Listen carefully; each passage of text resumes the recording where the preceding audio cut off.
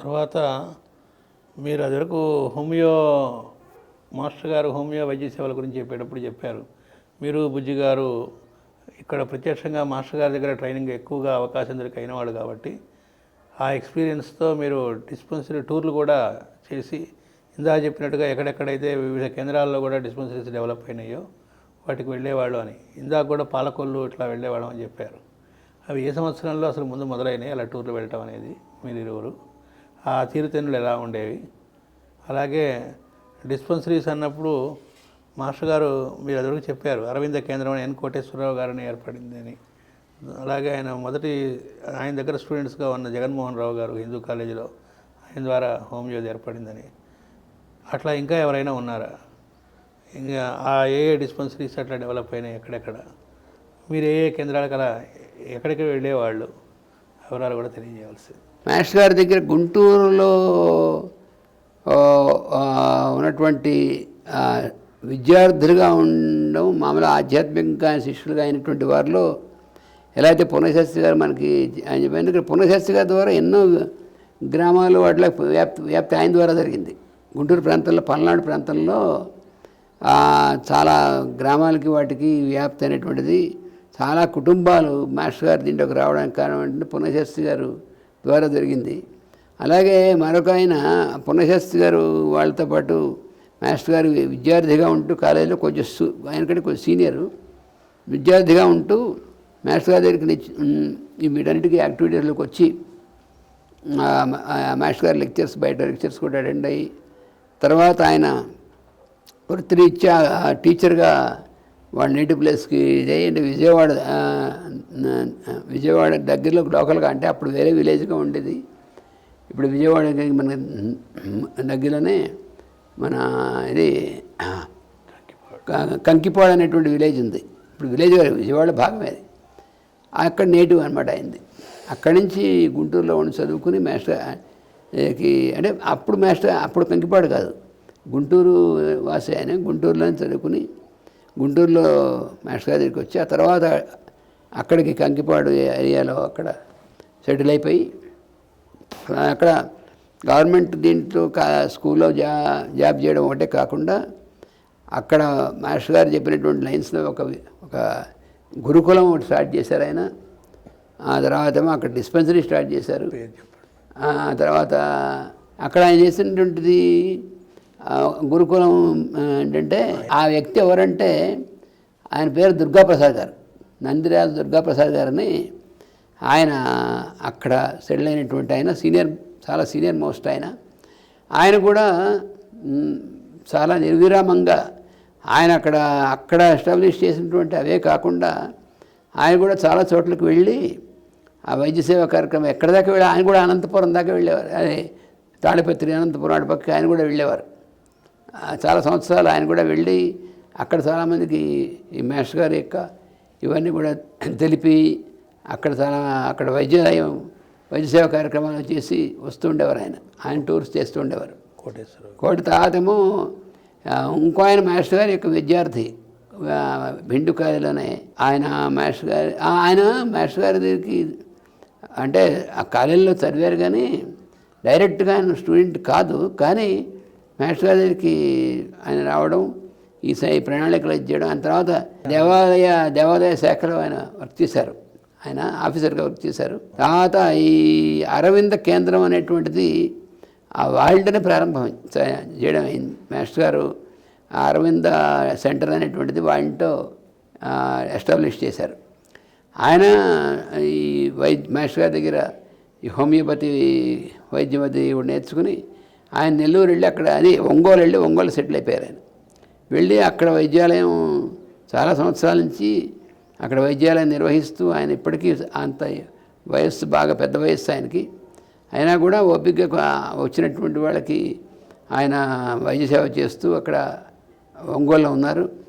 అలాగే ఒంగోలు మరి ధారా రామనాథ శాస్త్రి గారు అక్కడ ఉండేవారు కదా, అందుకని మాస్టర్ గారు అక్కడ వెళ్తూ ఉండేవారు. అక్కడ మాస్టర్ గారు ప్రసంగాలు జరుగుతుండే, అక్కడ కూడా వైద్య సేవా కార్యక్రమం మాస్టర్ గారు నిర్వహించేవారు. అక్కడ ఇప్పుడు ఒంగోలులో ఒగిరాల మారుతి గారు ఉన్నారు, ఆయన కూడా మాస్టర్ గారు చెప్పినటువంటి మాస్టర్ గారు క్లాసులకు అటెండ్ అయ్యారు. ఆ తర్వాత మాస్టర్ గారి అప్పటి నుంచి కూడా ఈ వైద్య సేవా కార్యక్రమంలోకి ఆయన కూడా ట్రైనప్ అయ్యారు. అందుకని ఒంగోలులో ఉన్నటువంటి డిస్పెన్సరీ నిర్వహణలో ఆయన కూడా ఒక ప్రధానమైనటువంటి ఇది. అందుకని ఈ ధారా రామనాథ శాస్త్రి గారు ఆయన ఒక సపోర్ట్, అంటే ఆయన మాస్టర్ గారి యొక్క ఇది అక్కడ చాలామందికి వ్యాప్తి చేయడం అటువంటి దాంట్లోనూ ప్రేయర్స్ తర్వాత ఇవి చేస్తున్నట్టు ఆయన ఈ యువకులందరికీ కూడా ఆయన కూడా ఒక మంచి, అంటే యువకులు అంటే మా ఏజ్ వాళ్ళు, అప్పుడు మేమందరం యువకులం కదా, మరి ఈ ఒగిరాల మారుతి గారు మేమందరం ఒక ఏజ్ వాళ్ళమే.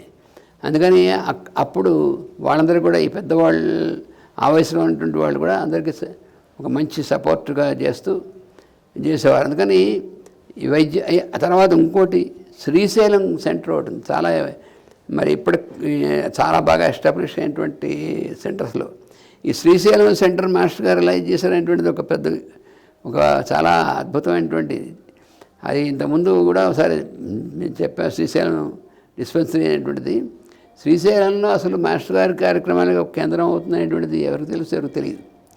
ఇది ఏమిటంటే 1960లో, అంటే ఏమిటి మా చిన్నప్పుడు సంగతి. అప్పుడు గుంటూరులో పున్నశాస్త్రి గారు కూడా వాళ్ళ ఇంకా చిన్నవాళ్ళుగా, అంటే అప్పుడు విద్యార్థిగా వచ్చినప్పుడు సంగతి. అప్పుడు మాస్టర్ గారు ఒకసారి 1960 జూన్లో శ్రీశైలం వచ్చాడు, గుంటూరు నుంచి శ్రీశైలం వచ్చి. అప్పుడు గుంటూరు నుంచి శ్రీశైలం రావడం అంటే ఇప్పుడు చాలా తేలిగ్గా కార్ల మీద వచ్చేస్తున్నారు, బస్సులు కూడా చాలా ఉన్నాయి. అప్పుడు ఇలా ఉండేది కాదు, చాలా 1-2 బస్సులు ఉండేవి, చాలా కష్టం ఇక్కడ రావడం. అదే శ్రీశైలం వచ్చిన తర్వాత మళ్ళీ గుంటూరు వచ్చిన తర్వాత ఆయన మాట చెప్పారు, 20 సంవత్సరాల తర్వాత అక్కడ మన సెంటర్ ఏర్పడుతుంది అని చెప్పారు. మాకు ఊహకు అందదు, ఎందుకంటే మాస్టర్ గారు గుంటూరులో పనిచేస్తున్నారు, కాలేజీలో పనిచేస్తున్నారు. అప్పటికేమీ వైద్య సేవా కార్యక్రమం స్టార్ట్ చేయలేదు. అప్పటికి వేరే సెంటర్స్ అక్కడ ప్రణాళిక, ఒక ఆర్గనైజేషన్ ఇలాంటిది ఏమి స్టార్ట్ చేయలేదు, ఏమీ లేవు. దీన్ని బట్టే ఆయన మాట అంటాన్ని బట్టే వారు ఏ పర్పస్కి దిగి వచ్చారో దానికి నాంది ప్రస్తావన ఇదంతా ముందే డిసైడెడ్ అనేటువంటిది. అదేదో మధ్యలో ఉన్నటువంటి ఒక చోటుకు వచ్చిన తర్వాత విచ్చుకున్నది కాదు, అది మొదటి నుంచి కాదనేటువంటిది అదే ప్రూఫ్. ఎందుకంటే ఏదో విశాఖపట్నం వచ్చిన తర్వాత మాస్టర్ గారులో ఇవన్నీ డెవలప్ అయిపోయి, విశాఖపట్నం వచ్చిన తర్వాత ఆయన ఎదిగారు. ఇవన్నీ విశాఖపట్నం రాకముందు ఉన్న స్టూడెంట్స్ ద్వారా అనేక సెంటర్స్ ఏర్పడ్డాయి. అనేక సెంటర్స్ విశాఖపట్నం రాకముందు నందిరా దుర్గాప్రసాద్ గారు కానీ, కోటేశ్వరరావు గారు కానీ, పున్నశాస్త్రి గారు కానీ మరి ఇవన్నీ కూడా ధారా రాధాకృష్ణమూర్తి గారు, రాధారామ, వీళ్ళెవరు గుంటూరులో ఆయన దగ్గర స్టూడెంట్స్ గాను, లేకపోతే ఆ టైంలో అక్కడ ఉన్న వాళ్ళు జగన్మోహన్ రావు గారు కానీ, వీళ్ళందరి ద్వారా అనేక సెంటర్స్ అనేక ఇది జరిగిందిట. అంటే అది విశాఖపట్నంకి రాకముందు ఉన్న కథే కదా, అదంతా రాకముందు ఉన్న కథే అంతా. వాళ్ళందరూ విశాఖపట్నం రాకముందే మాస్టర్ గారు శిష్యులు. మీరు ఎప్పుడు మొదలుపెట్టారు అంటే మాస్టర్ గారు ఇచ్చిన డైరెక్షన్ ప్రకారం వీటన్నిటి సమన్వయం చేసుకుంటూ, ఎందుకంటే ప్రత్యక్షంగా ఆయన దగ్గర ఉండే ఎక్స్పీరియన్స్ ఎక్కువ పొందినవాళ్ళు కాబట్టి మీరు బుజ్జి గారు డిస్పెన్సరీస్ అన్నింటినీ తిరగడం అనేటువంటిది ఆ ప్లానింగ్, అది ఆయన ఇచ్చిన ప్లానేనా, ఎప్పుడు మొదలైంది? అసలు ఆయన ఆదేశం లేకుండా మేమేం చేయంగా, మేము ఏదైనా సరే ఆయన ఆదేశం లేకుండా మా అంతటా మేము ఇలా చేస్తామనేటువంటిది. అందుకని ముందు డిస్పెన్సరీ టూర్ అనేటువంటిది ఒక రకంగా చెప్పాలంటే వేరే ఊళ్ళు వెళుతూ అక్కడ డిస్పెన్సరీస్ చూసి రావడం అనేటువంటిది, ఇందాక చెప్పాను పాలకొల్లులో రాధాకృష్ణమూర్తి గారు వర్క్ చేస్తున్నప్పుడు అక్కడికి వెళ్ళి ఆ చుట్టుపక్కల విలేజ్లోకి వెళ్ళి వర్క్ చేయడం అంటే దాంతో అసలు ఒక రకంగా మొదలైంది. ఆ తర్వాత ఈ మన కాకినాడలో మన ప్రసాద్ గారు ఉన్నారు, ఎంకేఎస్ఎస్ ప్రసాద్ గారు. ఈ కాకినాడలో మాస్టర్ గారు అక్కడ క్లాసెస్ కండక్ట్ చేశారు. ఈ ఎంకేఎస్ఎస్ ప్రసాద్ గారు వాళ్ళ అమ్మగారు ఉండేవారు, సీతమ్మ గారు. ఆ సీతమ్మ గారు ఆవిడ అక్కడ డిఎంహెచ్ఓగా కూడా పనిచేశారు, డాక్టర్ ఆవిడ. ఆవిడ మన లక్ష్మణైతన్లో సీతారామైతన్ వారి శిష్యవర్గంలో ఆవిడ. తర్వాత లక్ష్మణైతన్ వారి వాళ్ళకి ఒక రకంగా కజిన్ సిస్టర్ అవుతారు కూడా పందిరించాక ఎక్కువ శిష్యవర్గంలో వాళ్ళు. అలాంటి మాస్టర్ గారుతో ఆవిడ, అయ్యా మా అబ్బాయిని మీ ప్రణాళికలో మీరు తీసుకోండి, మా అబ్బాయిని నేను తీసుకుంటా, ఏం పర్వాలేదు, వాడి సంగతి వాడిని వాడి బాధ్యత అంతా నేను చేసుకుంటాలే అని ఆవిడకి ప్రామిస్ చేశారు. అలా చేస్తే అప్పుడే ఆయన ఎంబీబీఎస్ పాస్ అయ్యాడు. ఎంబీబీఎస్ పాస్ అయ్యాడు. మరి ఎంబీబీఎస్ పాస్ అయిన తర్వాత ఏదో హాస్పిటల్ ఉద్యోగం లేకపోతే ఏదో మరి ఆవిడ సహజంగా తల్లి ఎంబీబీఎస్ డాక్టర్, పైగా district officer health and wealth.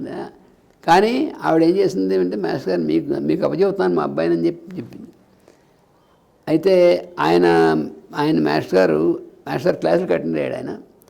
మరి చాలా తమాషాగాను ఆయన్ని హోమియోపతి డాక్టర్గా చేస్తారు మాస్టర్ గారు. చేసేసి కాకినాడ ఆ సెంటర్ ఆయన ఇంకో ఆయన ఉన్నారు, ప్రసాదరావు గారిని ఉండేవారు, ఎన్ఎస్ఆర్వి ప్రసాదరావు గారిని. ఆ ఎన్ఎస్ఆర్వి ప్రసాదరావు గారు ఆయనము వెటర్నరీ డాక్టర్. మాస్టర్ గారు ఆ క్లాసుల్లో వెటర్నరీ అనేటువంటి దాన్ని కొంచెం వ్యంగ్యంగా కాస్త, అంటే మామూలు మనం డాక్టర్స్గా ఉన్నటువంటి వాళ్ళు కూడా వెటర్నరీ వైద్యం చేయాలి చేస్తుంటారని ఇలా వ్యంగ్యంగా మాస్టర్ గారు చేసేవారు. అందుకని ఎవరో చెప్తే వెటర్నరీ డాక్టర్ని తిడుతున్నారు, ఈయన సంగతి చూద్దామని వచ్చాడు క్లాసులకి. ఏదో రకంగా అట్రాక్ట్ అయ్యారు. మాస్టర్ గారు కాకినాడలో 2 సార్లు క్లాసులు కండక్ట్ చేశారు. ఆ ఫస్ట్ టైం క్లాసులు కండక్ట్ చేసినప్పుడు ఆయన అలా అందుకోసం వచ్చారు, ఈ సంగతి ఏమంటే విని చూద్దాం, అసలు ఆయనకి ఏదో వెటర్నరీ అంటే ఏమనుకుంటున్నారు ఏంటనేటువంటి దాని గురించి చూశారు. తీరా వచ్చి క్లాసులో కూర్చున్న తర్వాత అయిపోయింది ఆయన పని. అసలు అప్పుడే ఈయన ఎంకేఎస్ఎస్ ప్రసాద్ గారు కూడా ఎంబీబీఎస్ అయిపోయి ఆయన కూడా ఆ క్లాసులకు అటెండ్ అవ్వడం. అప్పుడు మాస్టర్ గారు ఏం చేశారంటే, ఆయన్ని ప్రసాద్ గారిని కాకినాడలో ఒక వైద్యాలయం అనేటువంటి దానికి మళ్ళీ చేసి అప్పటి నుంచి అక్కడ వైద్య సేవా కార్యక్రమం కాకినాడలో మాస్టర్ ఎస్టాబ్లిష్ చేశారు. అలా అక్కడ జరిగినటువంటిది.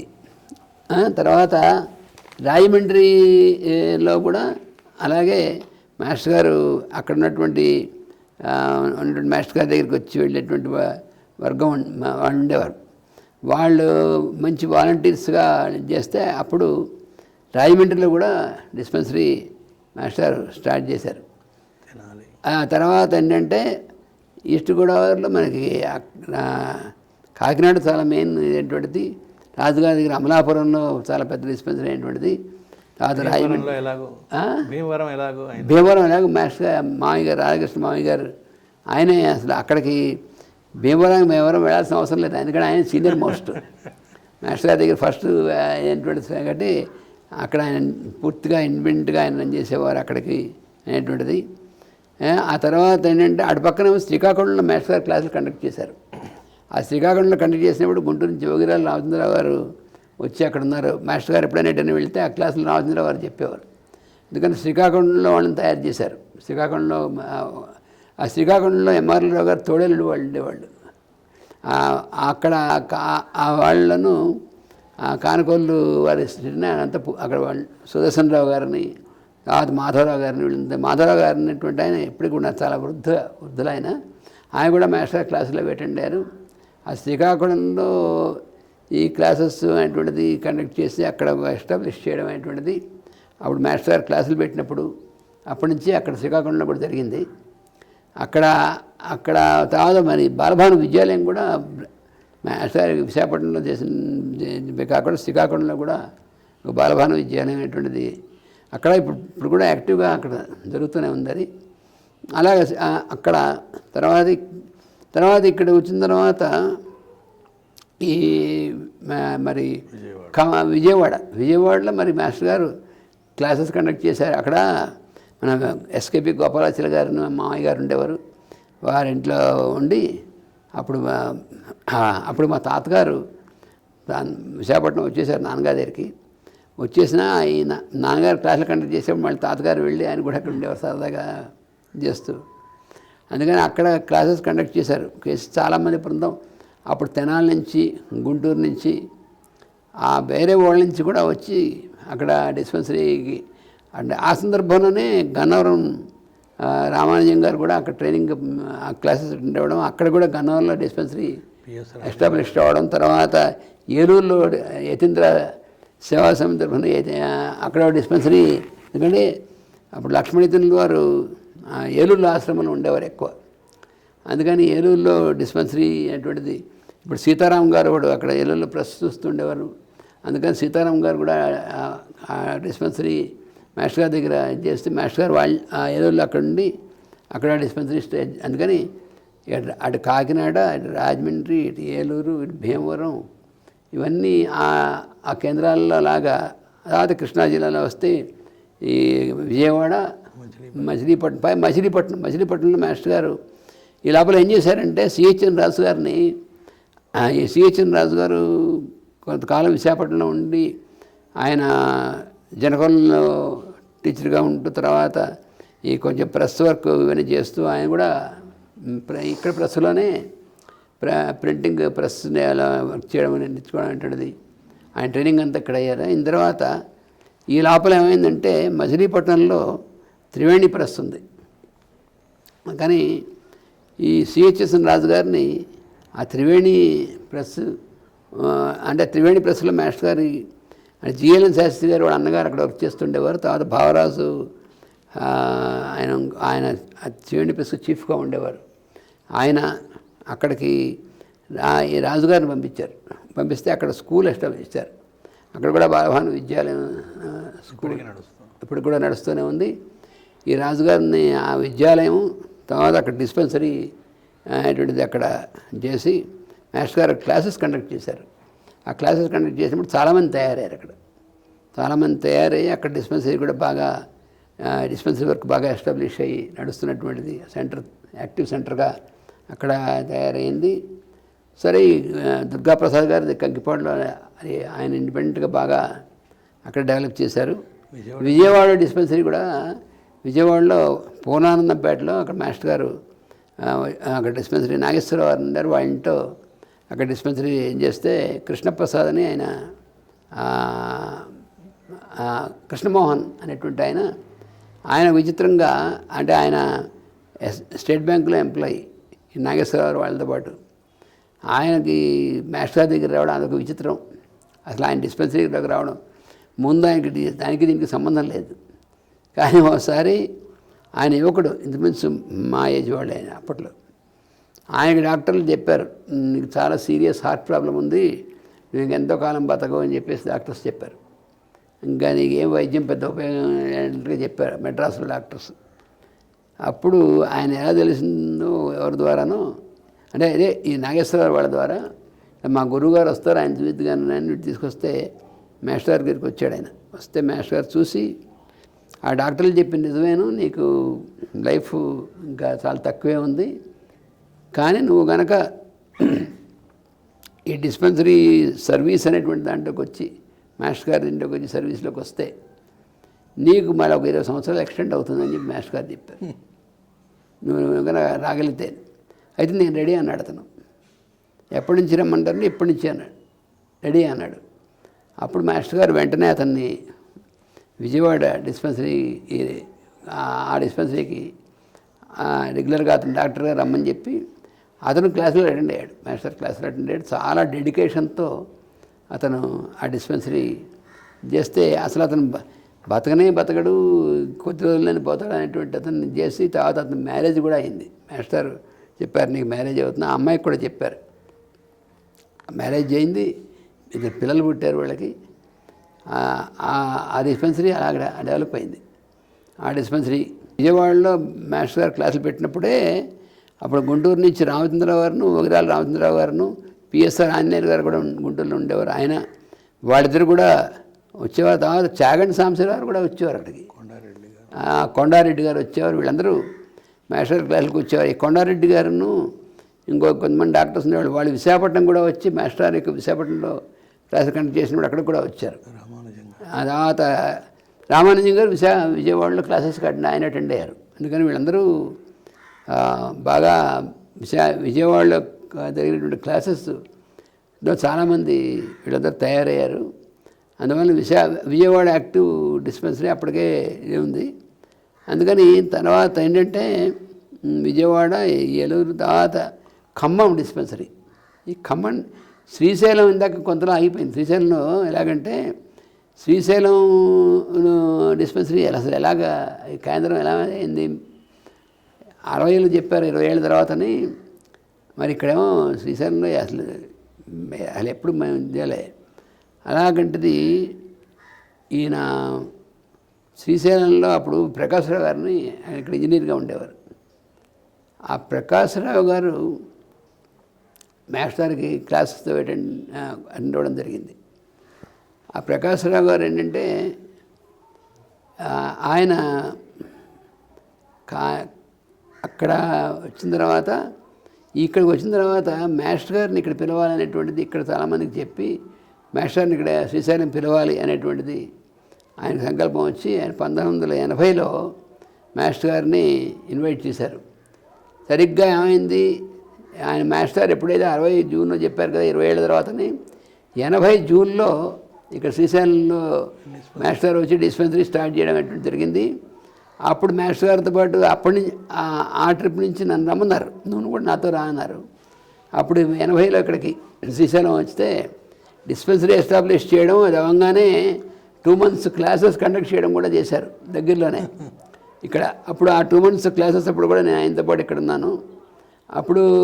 అప్పటి నుంచి శ్రీశైలం డిస్పెన్సరీ సెంటర్ స్టార్ట్ అయింది. ఈ సెంటర్ స్టార్ట్ అయిన తర్వాత నాకు చెప్పారన్నమాట, ఈ సెంటర్తో కూడా నువ్వు ఎక్కువ నీ పని ఉంటుంది, అందుకని నువ్వు ఇక్కడ ఫ్రీక్వెంట్గా వస్తూ ఉండడం జరుగుతుంది ఇక్కడికి అని చెప్పేసి మాస్టర్ నాన్నగారు నాకు చెప్పడం జరిగింది. ఆ తర్వాత ఇప్పుడు ఏంటంటే మాస్టర్ గారు ఎప్పుడైతే ఇవన్నీ కూడా మాస్టర్ గారు చాలాసార్లు శ్రీశైలంలో 2 సార్లు కండక్ట్ చేశారు. 80లోనూ 81 కండక్ట్ చేశారు, విజయవాడలో కండక్ట్ చేశారు, అటు కాకినాడలో కండక్ట్ చేశారు, తర్వాత హైదరాబాద్లో కండక్ట్ చేశారు. ఇలాగ మాస్టర్ గారు క్లాసెస్ కండక్ట్ చేయడం అనేటువంటిది ఖమ్మం ఏర్పడడానికి మూలం అంటే ఇక్కడ నరసింహరావు గారు ఇక్కడ ఉండేవారు. ఇక్కడ మాస్టర్ గారు ఎప్పుడైతే క్లాసెస్ కండక్ట్ చేశారో ఈ శ్రీశైలం క్లాసులు అటెండ్ అయినటువంటి వాళ్ళు చాలామంది వాళ్ళు నరసింహారావు గారు ఇక్కడ ఇంజనీర్ పనిచేసేవారు ప్రాజెక్టులో. శ్రీశైలం క్లాసులు అయిపోగానే ట్రాన్స్ఫర్ వచ్చింది ఆయనకి. ఆయన ట్రాన్స్ఫర్ వస్తే ఖమ్మం వేశారు ట్రాన్స్ఫర్ అన్నారు. అసలు ఖమ్మం ఎక్కడుందో కూడా తెలియదు ఆయనకి. ఆయన మాస్టర్ గారికి వచ్చి చెప్పారు, మాస్టర్ ట్రాన్స్ఫర్ అయింది ఖమ్మం అంటే, వెళ్ళబోయి మాస్టర్ వర్క్ స్టార్ట్ అవుతుంది వెళ్ళి జాయిన్ అవ్వని చెప్పారు. ఆ మాస్టర్ చెప్పగానే ఆయన వెళ్ళి ఖమ్మంలో జాయిన్ అయిపోయారు. జాయిన్ అయిపోయిన తర్వాత మరి మాస్టర్ నేను అప్పుడు మా వాడు వస్తాడు ముందు, మీ ఇద్దరు కలిసి స్టార్ట్ చేయండి అని చెప్తే అప్పుడు నన్ను వెళ్ళమన్నారు, ఖమ్మం వెళ్ళరా అని. అప్పుడు 82లో నేను ఖమ్మం వస్తే అప్పుడు నరసింహరావు గారు చిన్న క్వార్టర్లో ఉండేవారు. అక్కడే నేను ఆయన పొద్దున ప్రేయర్ పూజ అవి చేసి మమ్మల్ని స్టార్ట్ చేయమన్నారు. మేము స్టార్ట్ చేసాం. ఆ తర్వాత మాస్టర్ కూడా కొన్ని నెలల తర్వాత ఖమ్మం వచ్చారు. వచ్చినప్పుడు ఈ రాములు గారు ఆయన వాళ్ళ అమ్మాయికి ఇప్పుడు ఈ మహేశ్వరి డాక్టర్గా ఉంది, ఆ పిల్ల చిన్నపిల్లగా ఉన్నప్పుడు ఆ అమ్మాయి ట్రీట్మెంట్ కోసం మాస్టర్ అప్పుడు వచ్చారు. ఆయన నరసింహరావు దగ్గరికి వచ్చారు. నరసింహరావు మా గురువు గారే వస్తున్నారయ్యా, నువ్వు చూపించవచ్చు అని చెప్పి నరసింహరావు గారు చేస్తే ఆ మాస్టర్ని చూడంగానే ఆయన నాకు ఉపదేశం కావాలన్నారు. అయితే రాహన్ మాస్టర్ ఉపదేశం చేశారు రాములు గారికి. ఇక అక్కడి నుంచి ఆయన అటాచ్ అయిపోయాడు. ఈ లోపల నరసింహరావు గారికి ట్రాన్స్ఫర్ అయింది. ఇక రాములు గారికి అక్కడ అప్పచెప్పారు, డిస్పెన్సరీ అప్పచెప్పారనమాట. ఇలా ఖమ్మం డిస్పెన్సరీ అలా పెద్ద డిస్పెన్సరీ అయిపోయింది. అలాగా 1970